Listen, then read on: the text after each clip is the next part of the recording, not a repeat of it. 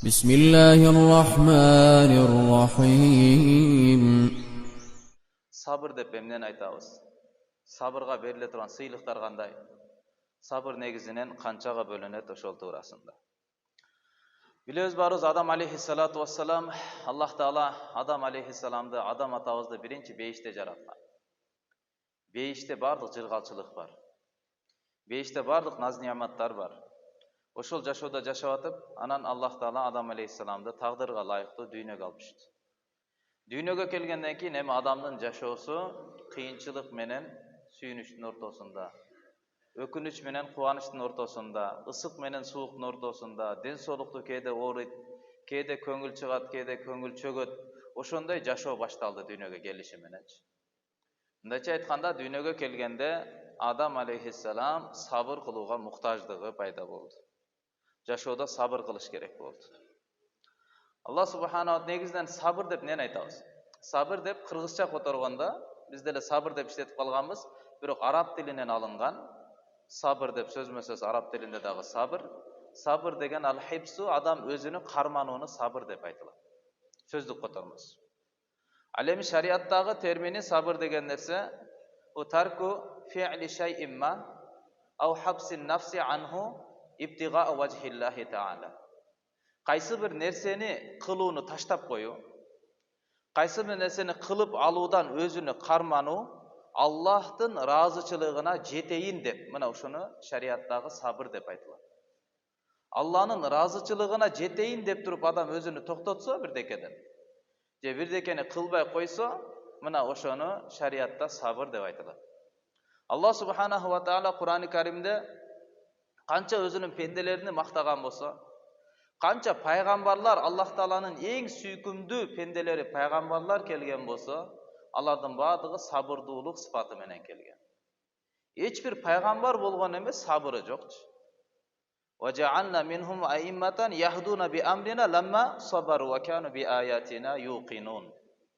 Куранда Алла айтат, биз адамдардын ичинен, алардын ичинен адамдарга жол башчы боло турган, адамдарга имамдык болуп, жол башчы боло турган, жол көрсөтө турган адамдарды пайда кылдык. Качан? Эмне себептен? Ламма сабару, качанда алар сабыр кылышканда. Жашоолоруна түрдүү кыйынчылыктар келген, жоготуулар болгон, байлык, бийликтер келген, ден соолук алынган, башка болгон. Бирок качан алар ошого баардыгына сабыр кылышты, мына ошол сабырдын берекетинен биз аларды жашоодогу жол башчы боло турган деңгээлге чейин чыгарып койдук. Бүткүл пайгамбарларга Алла субханаху ва таала сабыр сыпатын берген экен да. Адам алейхиссалату вассалам сабыр кылып, тоба кылып, канча жыл ыйлап тобасына кабыл кылдырды. Ибрахим алейхиссалату вассалам, Ибрахим пайгамбарыбыз оттун ичине кирип баратып дагы сабыр кылды. Өзүнүн аялын, өзүнүн улгайып калган учурдагы көргөн эң сүйкүмдүү перзенти Исмаил пайгамбарыбызды сүт эмип жаткан перзентини тоо таш жерге алып келип туруп Мекке тарапка ташта десе, ага да сабыр кылды. Музда десе, ага дагы сабыр кылды. Исмаил алейхиссалам баласы кичинекейинен атасы кичинекейинен таштап кеткен, караган эмес, анан келип тур, анан жүр, сени Алла Таала муздоого буйруп атат, түшүмдө сени муздап жатат экенмин десе, ал дагы айтты: "Я абати фа'ал бима ту'мар сатажидуну иншааллаху минас сабирин." О атаке, кылыңыз эмес, кандай буйрулган болсоңуз ошондой кылыңыз. Кандай Алла талап кылган болсо ошо деңгээлде кылыңыз. Эч бир жеңилчилик талап кылбаймын. Кудайым буйруса, мени сиз сабырдуулардан табасыз деп өзүнүн муздоого дагы даяр болуп сабыр кылып, Алланын өкүмүндө бекем туруп берди да. Бүткүл пайгамбарлар сабыр кылган. Аюб алейхиссаламдын сабыры, Аллаху акбар. Куранда Аллах Таала Аюб алейхиссаламды мактайт. Эмне деп мактайт? Инна важаднаху сабира. Инна важаднаху сабира. Биз Аюбту сабырдуу абалда таптык. Сабыр кылуучу абалында таптык. Ни'мал абд. Кандай гана жакшы пенде болду. Кандай сабыр кылды? Денесине оору келди. 17 жыл, 18 жыл денеси ооруду. Көзүндө бардык балдары көз алдында дүйнөдөн кайтты ооруп. Аялдары барды дүйнөдөн кетти, бир эле аялы калды. Байлыгы, үйү, бардык нерсеси жок болду. Бардыгына сабыр кылды. Бир дагы Аллах Таалага арызданып койгон жок. Ошончо Аллах Таала мага ушунча жыл, макул мен 16 жыл, 17 жыл оруп келе жатамын. Кыйынчылыкта келе жатам. Бирок буга чейин Алла мага канча ден соолукту жашоо берди. Канча мага балдарым менен биргеликте чогуу болууга мүмкүнчүлүк берди. Жок дегенде ошончолук кыйналайын, анан Аллага айтайын мен ооруп жатамын деп. Алланын алдында уялды, арыздануудан. Сабыр кылды. Сабырдын берекетинен Алла субханаху ва таала разы болду. Пайгамбарыбыз саллаллаху алейхи ва саллям: "Лакад кана лакум фи расулилла усватун хасана." Куранда Алла айтат, чындыгында силер үчүн Пайгамбарыбыз саллаллаху алейхи ва салламдын жашоосунда, Алланын элчисинде Мухаммад пайгамбарыбызда эң жакшы өрнөк бар дейт. Эң жакшы үлгү бар дейт. Пайгамбарыбызга Аллах Таала буйруп атат: "Васбир ва ма сабрука илля билла." О Мухаммад, сабыр кылгын. Сабыр кыла бергин. Чыдай берген. Сабырдын чеги канчалык болот?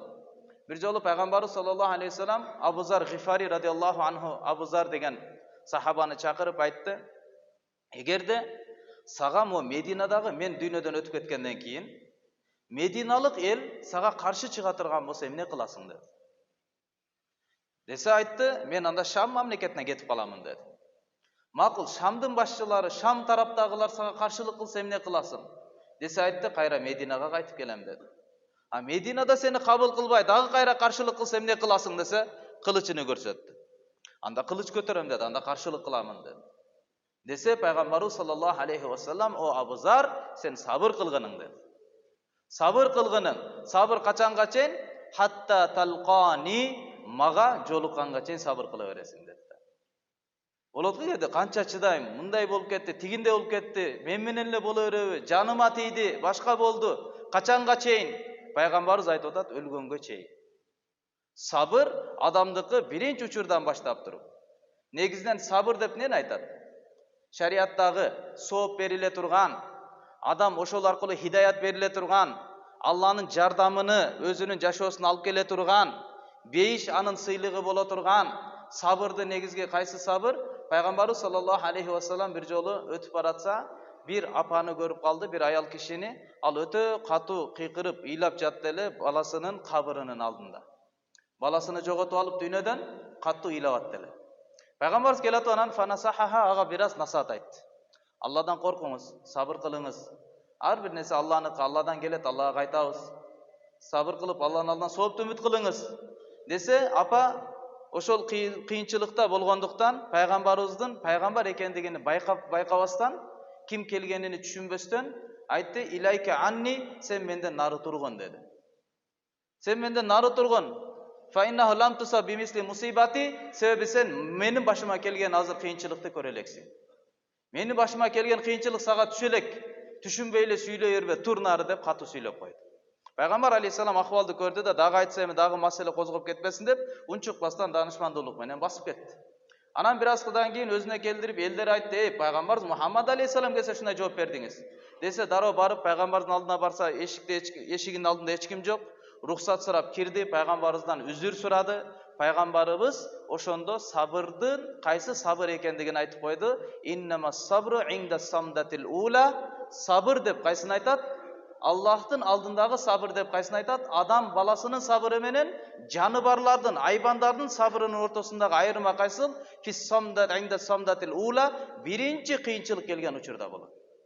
Musibat başıga düşüşü menen mına oşol uçurda sabır kılın. Bolbosam Ali radıyallahu anhu aytkanday, "Fan sabara falahul ajr." Kim sabır kılsaga soop berilet. Al emi kim sabır kıla albasa, anda canıbarlarday bolup aldı ele unutup kalat.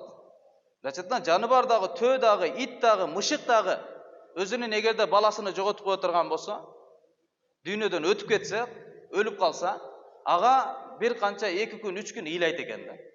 Özünün balasını, jakınını esteyt eken, birok barıp unutup kalat. Oşonda ele adam balası birinci başına kıyınçılık düşkön uçurda şariattın talabına jaraşa sabır kılbasa, andan keyin bari bir canıbarlarday bolup bir gün basılat. Bir gün unutat, murdakile kayra jaşoo tartibine düşet. Birok anının sabırının sebebinen hiç kanday soğup berilbeyt. Allah Taala'nın hiç kanday aga bere turgan ubadası jok. Peygamber sallallahu aleyhi ve sellem Allah Taala aytат: "Vasbir, sabır kıla bergin" dedi. Sabır kıla ber. Abdullah balan öldürülse, Kasım öldürülse, İbrahim radıyallahu anhu öldürülse, Kızların Ummu Kulsum, Ruqayyalar öldüre turgan öldürülse, özüңдүн awang eң süykümdүү болгон Hamza radıyallahu anhu жүрөгү açılıp, içinden жүрөгү çıgarılıp, murdu kulактары kesilip öldürülse, kança деген özüңдүн süykümdүү eң жакын досторуңду elçi кылып жөнөтөсүң, ал жактан öldürülüp келет, буга дагы сабыр кыл. Seni blokada kalıp mamile kılbastan çıkarıp koyup 4 yılga jakın açıkalıkta жашайсың, буга дагы сабыр кыл. Özüңдүн жериңен куулуп чыгып кетесиң, буга дагы сабыр кыл. Өзүңдүн эң жакшы көргөн Хадижа радıyallahu анха аялың дүйнөдөн өтөт, буга дагы сабыр кыл. Бардык нерсеге сабыр кыла бер. Араңда жүргөн мунафыктар болот, эки жүздүүлөр болот, сага чыккынчылык кылат, аялыңа жала жабылат, түрдүү кыйынчылыктарды көрөсүң, васбир. Вама сабрука илля билла, сабыр кыла бер. Bir ele kıyınçılık menen жашооң бүтүп калбайт. Балким лакад халакна инсана фи кабат, чындыгында биз инсанды, пайгамбарыбызды эмес, жалпы эле инсанды биз кыйынчылык, машакаттын ичинде жаратканбыз. О Мухаммад, ал эми эң кыйынчылыкты көтөргөн бул пайгамбарлар болот. Пайгамбарлардын эң улуусу сенсин. Пайгамбарыбыз айткан: "Лакад узиту филла ва лам ю'да ахад." Мен дин үчүн ушундай кыйынчылык көрдүм, эч ким мындай кыйынчылык көргөн эмес. "Ва лакад ухифту филла ва лам юхаф ахад." Мен дин үчүн ушундай коркутулдум, түрдүү бе коркутууларга дуушар болдум. Bir адамдагы мындай мага чейин мурда пайгамбарлар мындай коркутулган эмес дейт. Айлап, 2 ай, 3 ай жаңырат эле пайгамбардын үйүндө тамак эч кандай от жагылбайт болчу. Тамак жебейт эле. Пайгамбар ичине 2 таш байлайт эле. Кыйынчылыктын баарын көрдү жашоодо. Канча кыйынчылык болсо, жетим болду, ата-энесинен ажырады. Бирок пайгамбарыбыз саллаллаху алейхи ва саллам сабырдуулук менен жеңип кеткен урматтуу тууган. Allah Taala mına ошолдун сабагын берип жатат. Васбир. О Мухаммад саллаллаху алейхи ва саллам, сен сабыр кыла берген. Сабырдуулуктун сооптору бою кандай?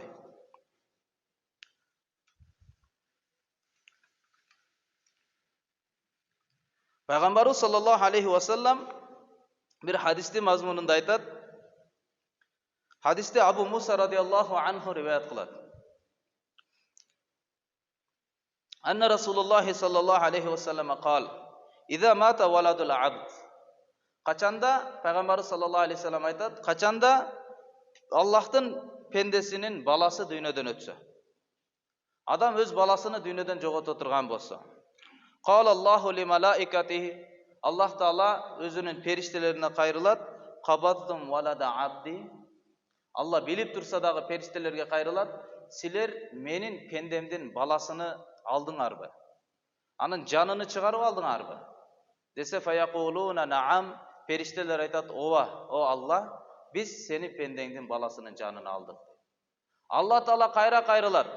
Aqabittum samrata fuadihi. Siler emne menin pendemdin жүрөгүнүн мөмөсүнү, жүрөгүнүн төрүндөгү жайгашкан, жашоодогу эң сүйкүмдүүсү болгон balasının canını alıp kettiңер bir periştelerim deydi. Dese perişteler aytat, naam, ova, biz senin pendengdin balasını dünyöden aldık deydi. Anda Allah Taala aytat, famada qala abdi. Menin pendem anda ne dep aytты? Oşol balasının canını çıgargan uçuruңarda, balasını dünyöden üzüp ketken uçurda, menin pendem kanday mamilede oldu deydi. Perişteler aytat, hamidaka wastarja'a, saga maktoo aytıp, İnna lillahi ve inna ilayhi raciun dep aytты deydi. Seni maqtadı deydi. Seni Rab katarı saga razı boldu. İslamdı din katarı ra kördü. Muhammed aleyhissalamdı elçi peygamber katarı razı bolup saga maktoo aytты. Wastarja'a jana inna lillahi ve inna ilayhi raciun degen sözді aytты. Çındığında bardığız Allah'a gana taandыкпыз jana Allah'a gana qaytarılıp baruuchubuz degen sözді aytты deydi. Oşonda Allah subhanahu wa taala aytat periştelerge kayrılıp, İbnu li abdi baytan fil janna wa sammuhu baytal hamd. Menin pendem üçün beyişte özgöçö bir kasır, özgöçö bir üy kurup bergile, jana al üydün atını maktoonun üyü dep atap koygula deydi. Urmatlı tuğan, hiç bir beyişte tabılbay turgan, bir gana uşunday başına kıyınçılık gelip en süykümdüsünün ajıraganda Allah Taala bere turgan üy bul Baytul Hamd, maktoonun üyü bolu aytılат eкен da. Demek çınıgı Allah'ın maktoo, çını Allah'a razı bolu, mına uşul kıyınçılık kelgen uçurda pendeden bilinет.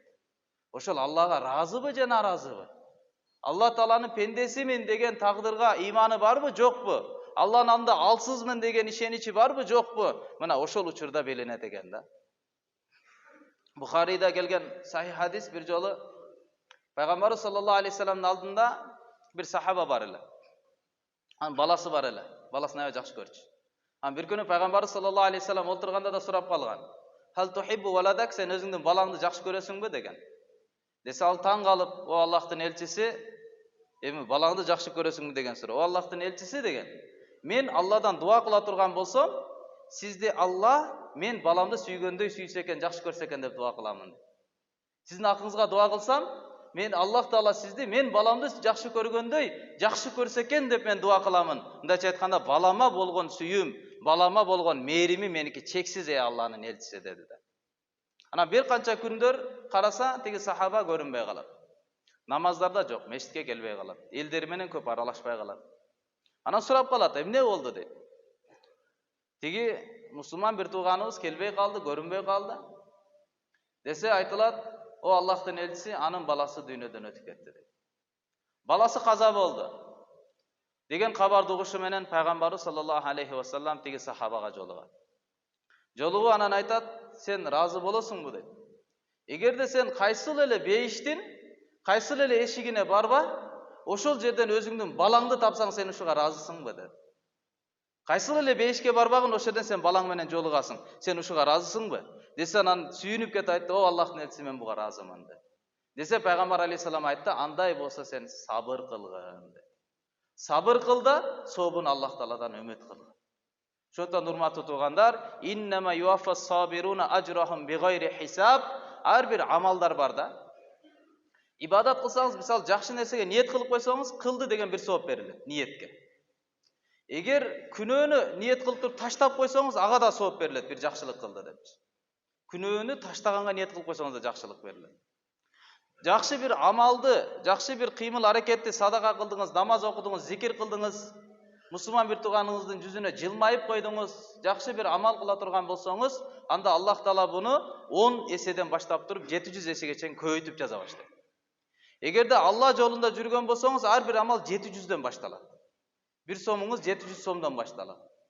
Ал эми урматтуу туугандар, сабыр кылган амалдын ордуна иннама юаффас сабируна ажрахум бигайри хисаб. Алла Таала Куранда айтат, сабырдуулар өзүнүн сыйлыктарын эсепсиз алышат, толугу менен алышат.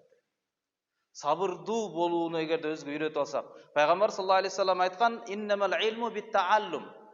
Илим бул үйрөнүү менен гана болот деген. Эч бир адам дүйнөгө аалым болуп төрөлбөйт. Билип калып төрөлбөйт. Мен билбейт экем, молдоке кечиресиз, Куран окуп коюң, жаназа окуп коюң, эч ким билип төрөлбөйт. Атабыздын классташтары менен сүйлөшүп калсак, айтат, биз дейт, эң өкүнүчтүүбүз дейт, атабыздын жаназасы болгондо эмне дегенибизди да билбейбиз. Жаназада туруп алып, атабызга кыла турган дуа, жаназа намазды өзүм окуп буякта турсун, ошо жаназага катышканда эмне деп сүйлөрүмдү билбейт элем дейт. Кандай жаназаны окуш керек экенин билбейт элем дейт. Өкүнүчтүү урматтуу тууган, эгерде мусулман адам жаназадагы дуаны да билбесе. Кыскача болгон дуа, эмне биздин туугандарыбыз дүйнөдөн өтпөйбү? Жакындарыбыз дүйнөдөн өтпөй атабы? Башка адамдардын жаназасына катышпай жатабызбы? Алардын акысына кандай дуа берип жатабыз? Яни урматтуу тууган, илим, Пайгамбар алейхиссалам айтат, илим бул үйрөнүү менен болот. Ва иннамас сабру биттасаббур, ошондой эле сабыр дагы сабыр кылуу менен болот дейт. Мындайча айтканда алымдар түшүндүрөт, эч бир адам сабырдуу болуп төрөлүп калбайт. Бирок сабыр кылып үйрөнүш керек. Жакыныңыз дүйнөдөн өттү. Сиз көздөп жаткан жумушуңуз ишке ашпай калды. Сизди башка бирөөлөр алдап кетти. Катуу бир ооруга чалыгып калдыңыз. Башка кыйынчылыктар жашоодо болуп атат. Бирок ичиңиз күйүп атат, ичиңиз өрттөнүп жатат, көзүңүздөн жаш чыгып атат. Бирок өзүңүздү сабырдуулукка алып келиңиз. Сабырдуулукка өзүңүздү тарбият кылыңыз. Бит тасаббур, сабыр кылуу менен, өзүнү кармануу менен адамга сабыр сыпаты келет. Ва иза ахаббаллаху кауман. Пайгамбар алейхиссалам хадисин караңыз.